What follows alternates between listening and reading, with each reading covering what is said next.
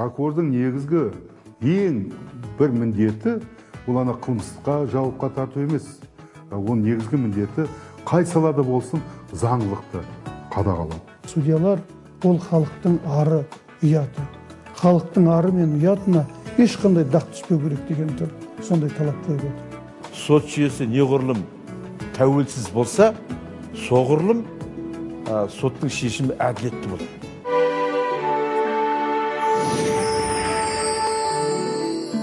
Би мен бектің сәні жоқ, елін қорғай алмаса, тура жолға салмаса, ыстығына күймесе, суығына тоңбаса. Абыз ақын Дулат Бабатайұлынан қалған бұл нақыл бүгінгі қазақ қоғамының қайсар қайраткері, заңгер Мақсұт Нәрікбаевтың өмірлік ұстанымы. Әділетсіз билік жасаған адамға Құран бойынша ең ауыр жаза беріледі. Өйткені әділетсіз сот шешім болатын болса, ауыр болады. Мен айтамын да, жоғары сот судьяларына айтатынмын. Бізден кейін, біздің шешімімізден кейін ешкім оны қарай алмайды. Аллаға жете алмайды ана шешімні дұрыс шешілмеген адам. Аллаға алыс. Президенттің де қолынан келмейді біздің шешімді өзгерту. Сондықтан судьяның, әсіресе жоғары соттың судьясының қателік жіберуге мүмкін мүлде құқығы жоқ. Қателік жіберу деген, яғни сен бір адамның обалына қалдың деген сөз. Биің әділ, билігің тәуелсіз болсын деген Алаштың асыл ұлы Әлихан Бөкейхан. Қызыл империя құлап, қаймана қазақ азат атанған тұста Мақсұт Нәрікбаевтай білікті заңгерлердің алдында зайырлы һәм құқықтық мемлекет құру мақсаты тұрды. Жалпы біз өзімізді егемендік алғанда, шынын айтатын болсақ, мемлекетімізде бұрын соңды жеке өзіміз мемлекет болып, өзімізге қажетті заңдарды дайындайтын мамандар жоқ болады. Біздің Совет өкіметі кезінде негізгі заңдарымыздың барлығы, ата заңымыздың негізі де, басқа заң барлығы Мәскеуде жасалып жатты. Мінекей біз егемендік алғанда бізге құқықтық тұрғыда мамандардың жоқтығынан елбасы сол кездегі мықты заңгерлерді жинап, біз мінекей осындай мемлекет құрмыз керек деп. Бұл саясаты сағындай құбылған, экономикасы сабындай бұзылған 1991 жыл еді. Бодандық бұғауынан босап, тәтті тәуелсіздікке қол жеткізгенмен, ел жұрт есеңгіреп, қаржылық тоқырауға тап болған күрделі кезең туды. Ет комбинаттарымыз жабылды, біздің астығымыз ешкімге керек болмай қалды. Мысалы, Өзбекстан бізден 100% астықты бізден алатын. Етті 100% бізден алатын. Біздің шығарып жатқан жаңағы өндіріс товарларымыз ешкімге қажет болмай қалды. Заводтар жабылды. 7-8 жылымыз ана жығылып қалған жерден тұруға кетті. Міне егемендік бізге сондай кезде келді. Азат ел атану айтуға оңай. Ал егемен елдің керегесін керіп, уығын тіктеп, шаңырағын шаншу оңай шаруа емес. Тәуелсіз қазақ билігінің төңірегіне топтасқан азаматтарды асқаралы асулар мен шырғалаңы көп шың шоқылар күтіп тұрды. Тек қана құқық қорғау саласында емес, шекарашылар мәселесі болсын, армия мәселесі болсын, ол кезде енді нағыз Совет одағының күйреген кезі. Мен айтып жүрмін қазір.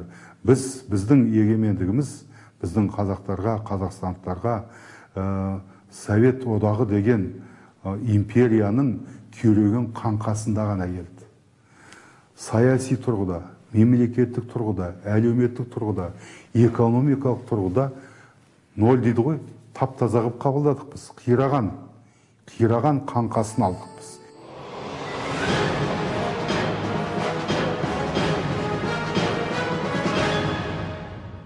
Мақсұт Сұлтанұлы елімізде құқықтық кеңістікті қалыптастыруға еңбек сіңірген, жаңа қарым-қатынасты қалыптастыруға, адамдармен қоғамда жаңа қарым-қатынасты қалыптастыруда, жалпы биліктің сипатын, жаңа сипатын қалыптастыруға еңбек еткен азамат. Бұл кісі судебный системада істесін, жоқ болмаса прокуратура системасында істесін, өзін өзі зейінді, белгілі, ой өрісі кең юрист ретінде көрсете білді. Сондықтан да болар Мақсұт Нәрікбаев біздің халқымыздың алдында жүрген ең бір әбүйірлі, белгілі юристердің бірі болып қалыптасты.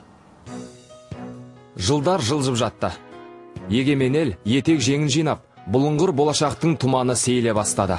Азаматтық, құқықтық қоғамның қабырғасы қаланды. Сол кезде Әділет министрлігінде жауапты қызметте жүрген Мақсұт Нәрікбаев бұл жұмысқа бел шеше кіріседі. Заңның, құқықтың осы мемлекеттегі бір орнының мәртебесінің өсіп келе жатқан кез. Бұрын енді оған аса мән берілмеген ғой. Сонда бұрынғы мысалы мамандық, заңгер мамандығы тек қана прокурор болу, тергеуші болу, адвокат болу, не болмаса бір заң консультациясы болатын болса, ал енді заңды айнайтын адамдар қажет болды. Біздің анау сол мен 3 бөлімнен тұратын басқарма құрдым. Заң шығару және заң сараптама басқармасы деп атадым оны. Сол басқармада жаңағы 3 бөлім өзі, сон бір бөлімі 10 шақты адам заң жобасын дайындаумен шұғылданды. Құқықтық пәрмені мен дәрмені аз қазақ прокуратурасы жаңа реформа мен соны идеяларға сусаған шақ еді. Прокурорлар әлеуметтік жағынан әлсіз, жалақыға жармай қиын күн кешті. Қарапайым халықтың құқын қорғаудың орнына қылмыстық істерге араласып, прокуратураның қызметі қожырады. Бағыт бағдардан жаңылды. Мемлекет басшысы бұл тығырықтан шығуды Мақсұт Нәрікбаевқа сеніп тапсырады. Бас прокурордың алдында құқықтық жүйені жаңғырту міндеті тұрды. Бұл 1995 жылдың қазан еді. Бұрын жеке басының құқығы туралы шыны керек. Совет өкіметі кезінде ол енді заңда жазылған. Бірақ жеке бастың құқығы, азаматтық құқығың сенің, конституциялық құқығың, сенің сөйлеу жаңа еркіндігің, тәуелсіздігің, міне ол туралы ешкімді айтпайды. Барлығы мемлекеттің қамы, мемлекеттің жағдайы, бүкіл заңымыз соған бағытталған болады. Сондықтан да мен келгендегі ең бірінші мақсатым мына прокуратура жүйесін айыптаушылық құрылымнан адам құқығын қорғау құрылымына ауыстыру қажеттілігі тұрды. Талапшыл, бірақ қарапайым қазақы қалыпты басшы бұл міндетті беделіне бедер түсірмей атқарып шықты. Бар жоғы 9 ай істегенмен прокуратура қызметінің кәсіби қалыптасуына қажыр қайратын сарп етті. Бұрын бұқараның алдында бедел төмен прокурорларға енді ел жұрт сенім арта бастады. Құқымды қорғаңыз деп жылына тіпті миллионға дейін адамнан арыз келіп түсті сол кездері. Бұл прокуратура саласының абыройының артқанының дәлелі болса керек. Қарапайым адамдарға қолынан келгенше өзін көмегін көрсетеді. Қолынан келгенше. Енді бас прокурор тұрған кезде бір-екі рет алдына барып, менің сайлаушылардың қойған мәселелерін қойған кездерім болды.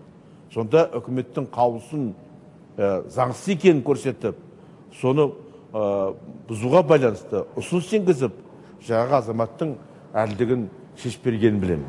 Қоғамда құқық сақтау, әділеттілікті сақтау, соған бейімділігі бар азамат деп санаймын. Соған қаны бар, жаны бар, тәні бар адам деп санаймын. Соған бұлай өзі шындықты айтуға бейім, не нәрсені болса да болып жатқан қайшылықтарды бар екендігін мойындайтын. Халықтың сөзін сөйлеген бидің беделі де биік болатыны белгілі. Білікті заңгер тәуелсіз мемлекеттің сот жүйесінде қалыптастыру ісіне атсалысты. 1996 жылы мемлекет басшысының жарлығымен ол жоғарғы соттың төрағалығына тағайындалады. Жоғарғы соттың деңгейі төмендеген кез болады. Жалпы сот системасының сол кезде өзінің бір мәртебесі төмендеп, халықтың алдында бір сенімнің жоқ кез болады. Негізгі менің мақсатым сол жоғарғы соттың ғана емес, бүкіл сот жүйесінің судьяның мәртебесін көтеру еді. Ол өз қызметінің барлығында мына сот жүйесіне елеулі өзгерістер қажет екендігін айтып жүрді. Соның ішінде ең негізгілері мына судьялардың тәуелсіздік мәселесін нығайту, судьялардың тәртіптік жауапкершілік мәселесін нығайту, ол судьялардың қызметінде жалпы атқарушы биліктің соған ешқандай тәуелді болмай өз мәселелерін өзі шешу туралы мәселелерді етті. Сөйтіп, табанды төраға соттар мен судьялардың мәртебесін көтеру мәселесіне қатысты алғашқы заң жобасын қабылдауға ықпал етеді. Құжатқа сәйкес жоғарғы соттың мәртебесі көтерілді.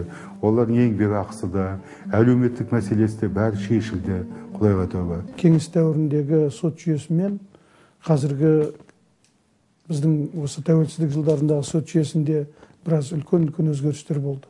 Солардың ішіндегі ең негізгісі сот жүйесін мынау атқарушы биліктің ықпалынан, атқарушы биліктің құрамынан соған шығарылған үлкен жұмыстар атқарылды. Қара қылды қақ жарып, әділ төрелік ету Құдай алдындағы, қоғам алдындағы аса жауапты іс. Мақсұт Сұлтанұлы ең алдымен ел азаматтарының конституциялық құқықтарының бұзылмауына баса мән берді. Мысалы, ең қандай фактор алдымен есептеліну керек? Ол мемлекеттік құрылым жағынан, мемлекеттік тарап жағынан басымдықтар болу керек па? Жоқ, заңдар азаматтың құқы мен бостандығы, азаматтың еркіндігі, азаматтың өзінің өміріндегі ешкімнің тиіспеушілігі, оның өзінің құқын қорғап алатындығы жөнінен болу керек пе деген мәселелерде мен осы көп жерде Мақсұт Сұлтанұлының соған үлкен терең тұрғыда қарай алатындығын көріп жүрмін. Сол осы пікір бізде қазір бүкіл әлемдік стандартқа сәйкес келіп отыр.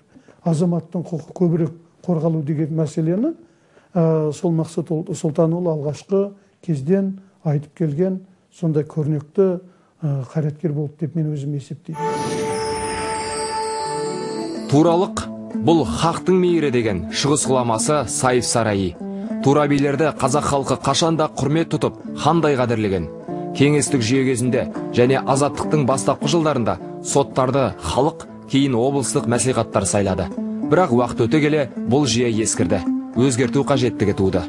Мақсұт Сұлтанұлы бұл мәселеге басқаша көзқараспен қараған заңгерлердің бірі болды. Ең алғашқы кезде ол кісінің пікірінше судьяны тек қана елбасы Қазақстан мемлекетінің президенті тағайындау керек. Осы қызмет еткен кезінде ешкімге тәуелді болмау керек.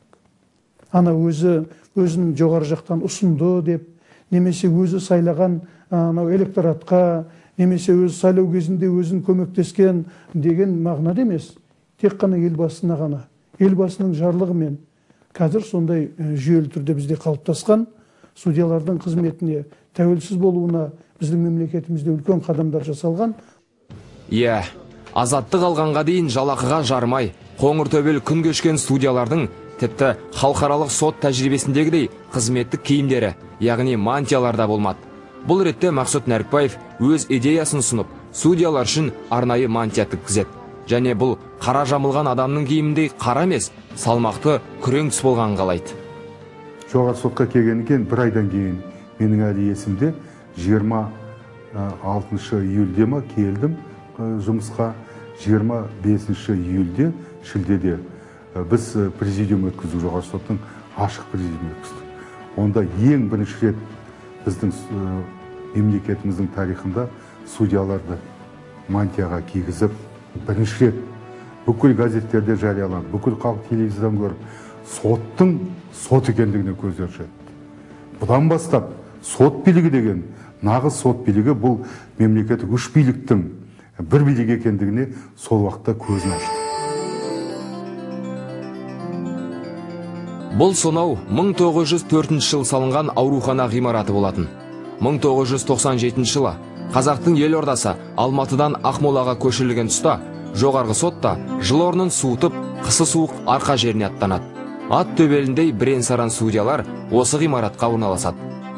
Бір қойды жаңағы нетіп, құлайға бағыштап, Құран оқытып, бата бергізіп, 15 адам жіберді. Сонда мен жанымда тұрған қазіргі Қайрат Мәми сенатор, онда менің бірінші орынбасарым болатын. Соған айттым, Қайрат дедім, көріп тұр дедім, мына 15 адам.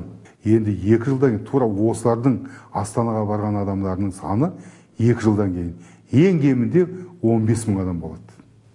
Міне, бәрі қазақ сонда кетіп бара жатқан. Қазақ көбейеді. Ал бір жыл өткен соң, бұрынғы жоғарғы сот ғимаратының алдынан қазақтың даңқты билері, сол кездегі дала судьялары, Төле, Әйтеке, Қазбек билердің ескерткіштері бой көтереді. Жоғарғы соттың қасына жақындаған әрбір адам мына ескерткішті кергенде сол бабаларымыздың айтқан өсиетін, солардың айтқан ақылын, берген бағытын ұстану керек. деген сондай символикалық түрде. Жоғарғы сотқа кіріп шығып жүрген судьялар, күлді мемлекетіміздің жоғарғы соттың өз судьялары, әрбір анау ескерткішке қараған сайын мана бабаның айтқан сөзі есінде тұрсын деген үлкен сондай көзқараспен осы Мақсұт Сұлтанұлы жоғарғы сот төрағасы болып жүрген кезде осы орнатылды. Сөйтіп қазір қаламыздың ең бір әдемі, көрнекті, елдің баратын, үлкен бір сыйлайтын қасиетті жерінің біріне айналып отыр. Мынау Теміртауға жаңада келген жас жігіт қой.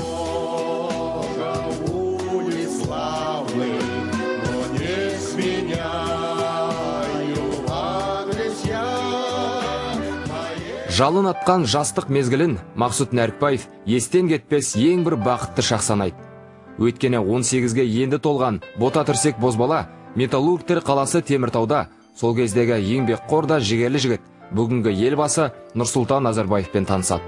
Қайнаған еңбек өндірісіне бірге араласады.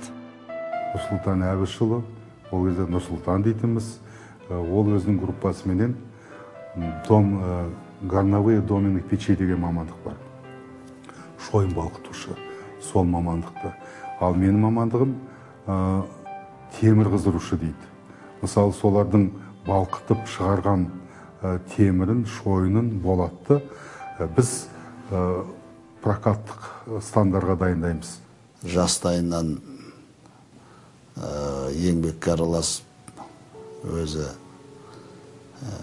кезінде сол өзінің заманындағы ең қажетті мамандықтарға ұмтылып өскен азамат.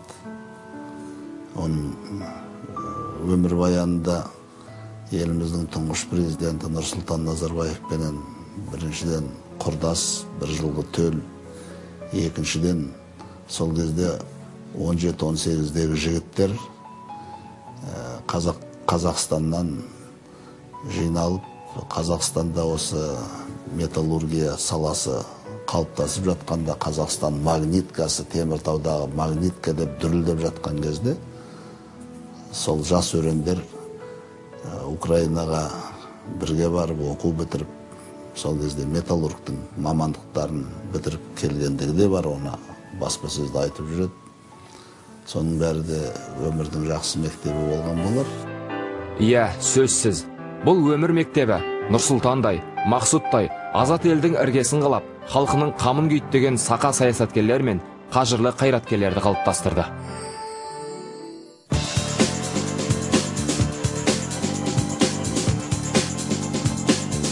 Алматыға келгенде арманым университетке мұғалім болып, кандидатты қорғап, шама келсе доцент болып, тіпті заңғым доктор болам дегенде аса мақсат болатын. Тәуелсіз қазақ прокуратурасының жоғарғы сотының қалыптасуына еселі еңбек сіңірген заңгер ақыры арманына жетеді. Білім беріп, шәкіртін шыңға шығаруды мақсат тұтқан Мақсұт Сұлтанұлы биліктегі биік лауазымды қызметімен жылы орындағын тастап, 2000 жылы ұстаздық қызметке барады Алматыға. Сол кездегі Қазақ гуманитарлық заң академиясында азат елдің құқық саласына қажетті білікті заңгерлерді дайындаумен айналысады. Қазіргі кезде бізде жеке әртүрлі жоғарғы оқу орындары ашылды. Мен жақсы білемін, себебі біз оқып жүрген кезде Қазақстанда екі заң институты болатын еді. Университет жанында факультет, заң факультеті, ол мынау біздің Қарашыған ағамыз Қазақ мемлекеттік университет және Қарағанды университетінің заң факультеті. Соған бір идея шықты кезінде. Осы мамандарды болашақта дайындау үшін заңгер арнайы бір институт құрса деген. Мен сол арманына Мақсұттан жетті ғой деп мен ойлаймын. Елбасы маған мен жұмыстан босатып, ректорлыққа рұқсат беріп отырғанда, маған айтқаны бар, ол академияны Астанаға көшу керек Мақсұт. Өйткені ол заңгерлер дайындатын академия мен әдейі құрған өзім. Бізде заң жасатын, заңға сараптама жасайтын оқу орны жоқ, заңгерлеріміз жоқ. Ол сондай дайындайтын адам бар. Сондықтан сен бұл академияны Астанаға көшіресің деді. Құдайға шүкір, ол мақсатты елбасының орындап қана қойған жоқпын, меніңше жақсылап тұрып орындаған сияқтымын. Тура биде туған жоқ, туғанды биде иман жоқ. сүредей қастерлі бабалардың ақылын Мақсұт Сұлтанұлы шәкірттерінің құлағына үнемі құйып отырады. Егемен елдің құқықтық жүйесін жіліктеп түсіндіретін ұстаздарының отан, иман, ана тіл мәселесіне қатысты да ой пікірлерін болашақ заңгерлер зейін зерделеріне тоқып, зеректікпен тыңдайды. Қазақ тілі біз қазақтар үшін Алланың бекітіп берген паспорты. Сол паспортты қадірлей білейік. Сол паспорт арқылы дүние жүзіне белгілі бола білейік. Білімді түрде кез келген ұлтқа осы қазақ тілінің өте мықты данышпан тіл екендігін дәлелдей білу керек. Ұстаздық қызметте жүріп Мақсұт Нәрікбаев тәуелсіз мемлекеттің саяси қоғамдық өміріне де белсене араласады. Қоғамның күнгей көлеңкесіне талдау жасап, билікке қарапайым халықтың үнін естірту үшін құқықтық Қазақстан үшін атты қоғамдық саяси қозғалыс құрады. Уақыт өте келе бұл ұйым Қазақстанның демократиялық партиясына айналады. Әділетті ту етіп, кейін әділет партиясы болып атауын өзгертеді. Шындықты айту, қателікті, кемістікті бетке басу, бірақ жамандамау. Елді, мемлекетті, бүкіл халық көп сайлаған елбасын жамандамау. Олардың лауазымын бағалау. Кемістікті айту керек, бірақ сол кемістікті қалай түзеу жолын айту керек. Ал енді біз кейбір біздің радикалды оппозициямыз деді ғой, олар сияқты елге, ел басына топырақ шашу деген менің өз ойымша, ол басқа ешбір мемлекетте таппайтын дүние. Жоғарғы соттың төрағасы болды. Ол әр судьяның бір арманы. Генеральный прокурор болды. Ол әр прокурордың арманы. Сонда мынандай сұрақ туады. Енді бұл кісінің саясатта несі бар деген сұрақ туады. Көрдіңіз бе? Ал жауаптың өзі міне бетте жатыр. Бұл кісі жағы қоғамдағы болып атқан кемшіліктер, осы өкіметтің өркендесе екен, елдің жағдайы дұрысталса екен, нақты демократиялық, құқықтық мемлекет болса екен, әлеуметтік мәселелер шешілсе екен деген ойменен осы кісі осы саяси партияны ашып, әлінге шейін міне соның көтеріп жүр шашпауын. Әділет партиясын құрып ұйымдастыруда Мақсұт Сұлтанұлы көп еңбек сіңіріп жүрген азамат. Осы партияны танымал етті қоғамға. Осы партияның өзінің ол жаңа қоғамдағы кем-кетікті сынап, соған шара қолдану жолдарында көрсетіп жүреді. Бұл бізге қажет деп ойлаймын. Партия бұл ұлттың үміті, билік пен бұқара арасындағы көпір. Бірақ елдегі саяси институттың бәрі бірдей белсенді ме? Оларға ел сенді ме? Көптеген заңгерлер кірді осы партияға, сол кезде айтып жаттық. Оның не қажеті бар осы? Өйткені басқа партиялар бар ғой осының. Жоқ, әділет партиясында да осы қоғамдағы тұрақтылық пен тыныштылықты, әділеттілікті, мынау мемлекеттік органдардың әсіресе осы құқық қорғау жүйелеріндегі осы азаматтардың құқы сақталу деген мәселеге көптеген жұмыстар атқарды. Үлкен істер тындырылды. Жалпы осы әділет партиясы енді біздің қоғамда танылған партия. Енді сондай үлкен керемет ықпалды болмаса да, зиялы қоғамның ортасында, жалпы жоғарғы оқу орындарының арасында танымал партия. Тәуелсіздік еркіндік беріп отыр.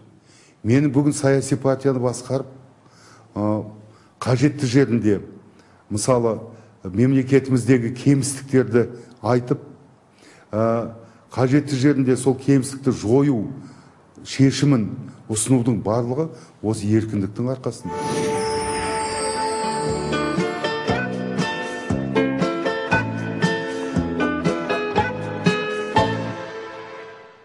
Өнерге әркімнің ақ бар таласы. Бірақ Нәрікбаевтай 8 қырлы бір сырлы азаматтың өнерге ғашықтығы, ұлттық мәдениетке деген ерекше пейілі оны өзгелерден даралап тұрады. Әсіресе халқымыздың би өнеріндегі інжу саналатын қара жорғаны жастар арасында насихаттауы азаматтың алаш жұрт алдындағы абыройын асқақтата түсті.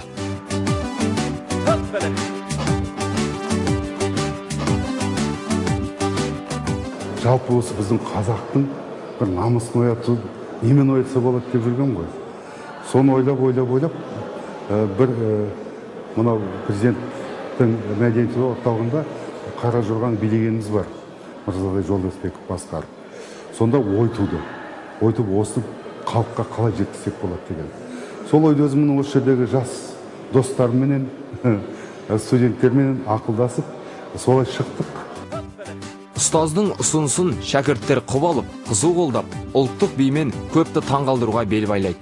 Сөйтіп университеттің алдында 4000 студент ұйымдасқан түрде қара жорғаны билеп шығады.